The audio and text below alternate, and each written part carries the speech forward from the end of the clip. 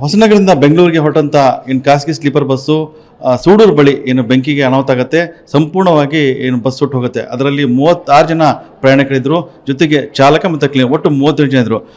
38 ಜನರು ಕೂಡ ಪ್ರಾಣಾಪಾಯದಿಂದ ಪಾರಾಗಿದ್ದಾರೆ. ಅದರಲ್ಲಿ ಈ ಚಾಲಕ ದೇವರಾಜ್ ಇದ್ದಾನೆ, ಆತನ ಸ್ಥಿತಿ ಗಂಭೀರವಾಗಿದೆ. ಆತನ ಸಹೋದರ ಪ್ರದೀಪ್ ನನ್ನ ಜೊತೆಗಿದ್ದಾರೆ. ಮಾತಾಡ್ಲಿಕ್ಕೆ ಏನೇನಾಯಿತು ಅಂತ ಕೇಳೋಣ. ಏನೇನಾಯಿತು, ಎಷ್ಟನೇ ತಾರೀಕಿಗೆ ಹೊರಟಿದ್ರು, ಎಷ್ಟು ವರ್ಷದಿಂದ ಇವರು ಡ್ರೈವಿಂಗ್ ಕೆಲಸ ಮಾಡ್ತಾ ಇದ್ದಾರೆ, ಏನು ಕಂಡೀಷನ್ ಆಗಿದೆ ಅವ್ರದ್ದು? ಸರ್, ಇವರು ಡ್ರೈವಿಂಗ್ ಕೆಲಸ ಮಾಡ್ತಾ ತುಂಬ ವರ್ಷ ಆಗಿದೆ. ಅಂದರೆ ಫಸ್ಟು ಬೇರೆ ದುರ್ಗಾಂಬ ಬಸ್ಸಲ್ಲಿದ್ದರು, ಸ್ಲೀಪರಲ್ಲೇ ಇದ್ದರು. ಅದರಲ್ಲೂ ಒಂದು 10-12 ವರ್ಷದ ಮೇಲೆ ಆಯಿತು ಇವರು ಡ್ರೈವಿಂಗ್ ಕೆಲಸ ಮಾಡ್ತಾ. ಮೊನ್ನೆ ನೈಟ್ ಬರಬೇಕಾದ್ರೆ, ಇದು ನಿಟ್ಟೂರಿಂದ ಬೆಂಗಳೂರಿಗೆ ಹೋಗೋ ಗಾಡಿ, ಮೊನ್ನೆ ನೈಟ್ ಬರಬೇಕಾದ್ರೆ ರಿಪ್ಪನ್ಪೇಟೆಯಿಂದ ಮುಂದೆ ಅರಸಾಳ ಹತ್ರ ಅಂದರೆ ಇದ್ದಕ್ಕಿದ್ದಂಗೆ ಆಕಸ್ಮಿಕವಾಗಿ ಬೆಂಕಿ ಕಾಣಿಸ್ಕೊಂಡಿದೆ ಅಂತ ನಮ್ಮ ಅಣ್ಣನ ಹತ್ರ ಮಾತಾಡೋದು. ಬೆಂಕಿ ಕಾಣಿಸ್ಕೊಂಡಿದೆ ಅಂತ ಅಲ್ಲೇ ಪಟ್ಟ, ಅವನೇನು ಇದು ಟೆನ್ಷನ್ ಮಾಡ್ಕೊಂಡೆ ಪಟ್ಟ, ಅವರು ಪ್ಯಾಸೆಂಜರ್ಸ್ ಎಲ್ಲ ಇದ್ರಲ್ಲ, ಹಾಗಾಗಿ ಅಲ್ಲೇ ರೈಟ್ ಸೈಡಿಗೆ ಮರಕ್ಕೊಂದು ತಾಗಂಗೆ ಬಸ್ ನಿಲ್ಲಿಸಿ ಪಟ್ಟ ಹೋಗಿ ಗಾಡಿ ಇಳಿದು ಎಮರ್ಜೆನ್ಸಿ ಡೋರೆಲ್ಲ ಓಪನ್ ಮಾಡಿ ಎಲ್ಲರೂ ಕೆಳಗಿಳಿಸಿದ್ದಾನೆ. ಆ ಟೈಮಲ್ಲಿ ಇವನು ಮೈಗೆ ಬೆಂಕಿ ಹತ್ಕೊಂಡಿತ್ತಂತೆ. ಪ್ಯಾಸೆಂಜರ್ಸ್ ಎಲ್ಲ ಹೇಳಿದ್ರು ಮೈಗೆ ಬೆಂಕಿ ಹತ್ಕೊಂಡಿದ್ರು ಪಾಪ. ಎಮರ್ಜೆನ್ಸಿ ಡೋರೆಲ್ಲ ಓಪನ್ ಮಾಡಿ ಎಲ್ಲರೂ ಇಳಿಸಿದ್ದಾರೆ. ಅದೇ ಆಮೇಲೆ ತಕ್ಷಣ ಮತ್ತು ಇವನು ಯಾವುದೋ ಅಲ್ಲೊಂದು ಬೈಕ್ ಅಡ್ಡ ಹಾಕ್ಕೊಂಡು ಯಾರೋ ಬೈಕಲ್ಲಿ ರಿಪ್ಪನ್ಪೇಟೆ ತನಕ ಬಿಟ್ಟಿದ್ದಾರೆ ಇವ್ರನ್ನ. ಅಲ್ಲಿಂದ ಮತ್ತೆ ಆ್ಯಂಬುಲೆನ್ಸಲ್ಲಿ ಇಲ್ಲಿಗೆ ಬಂದಿದ್ದಾರೆ.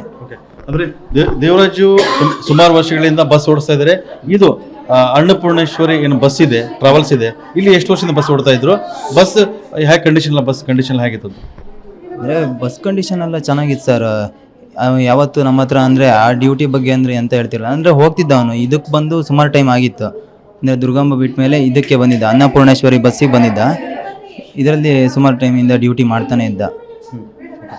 ಆ ದಿವಸ ಅಂದರೆ ಎಷ್ಟು ಗಂಟೆಗೆ ಮನೆಯಿಂದ ಹೊರಟಿದ್ದ, ಹೋಗುವಾಗ ಏನೋ ಕುಟುಂಬದನ್ನ ಭೇಟಿಯಾಗಿದ್ದ, ಮಾಹಿತಿ ಕೊಟ್ಟಿದ್ದ? ಅದ್ರ ನಂತರ ಯಾರು ಕಾಲ್ ಮಾಡಿದ್ರ? ಅಂದರೆ ಮನೆಯಿಂದ ಹೊರಟಾಗ ಹೇಳಿ ಹೋಗಿದ್ದ. ಅಂದರೆ ಒಂದಿನ ಇನ್ನು ಇದೊಂದು ಡ್ಯೂಟಿ ಹೋಗಿ ಬರ್ತೀನಿ, ನೆಕ್ಸ್ಟ್ ಮಗು ಬರ್ತಡೇ ಇತ್ತು, ಒಂದು ಸಣ್ಣ ಮಗು 5 ವರ್ಷದ ಮಗು ಇದೆ, ಅದ್ರ ಬರ್ತಡೇ ಇತ್ತು, ಇದೊಂದು ಡ್ಯೂಟಿಗೆ ಹೋಗಿ ಬರ್ತೀನಿ, ನೆಕ್ಸ್ಟ್ ರಜೆ ಹಾಕ್ತೀನಿ ಅಂತ ಹೇಳಿ ಹೋಗಿದ್ರು. ಅಲ್ಲಿ ಬೆಳಗ್ಗೆ ಮಧ್ಯಾಹ್ನ ಹೊರಡ್ತಾನೆ ಅವನು. ಯಾವಾಗಲೂ ಬೆಳಗ್ಗೆ ನಿದ್ದೆ ಮಾಡಿಬಿಡ್ತಾನೆ, ನೈಟೆಲ್ಲ ನಿದ್ದೆ ಮಾಡ್ಬೇಕಂತ. ಬೆಳಗ್ಗೆ ಒಂದು ಸಂಜೆ 3:30 ಎದ್ದು ಸ್ನಾನ ಗಿನ ಎಲ್ಲ ಮಾಡ್ಕೊಂಡು ಫ್ರೆಶ್ ಅಪ್ ಆಗಿ ನಿಟ್ಟೂರಿಗೆ ಹೋಗಿ ಅಲ್ಲಿಂದ ಬಸ್ಸೆಲ್ಲ ಒಂದ್ಸರಿ ಚೆಕ್ ಮಾಡ್ಕೊಂಡು ಅಲ್ಲಿಂದ ಹೊರಡ್ತಾನೆ. ಅಂದರೆ ಈಗ ಆಸ್ಪತ್ರೆ ದಾಖಲು ಮಾಡಿದರೆ, ಅಲ್ಲಿಂದ ರಿಪ್ಪನ್ಪೇಟೆಯಿಂದ ಬಂದು ಇಲ್ಲಿ ಖಾಸಗಿ ಆಸ್ಪತ್ರೆ ದಾಖಲಾಗಿದೆ.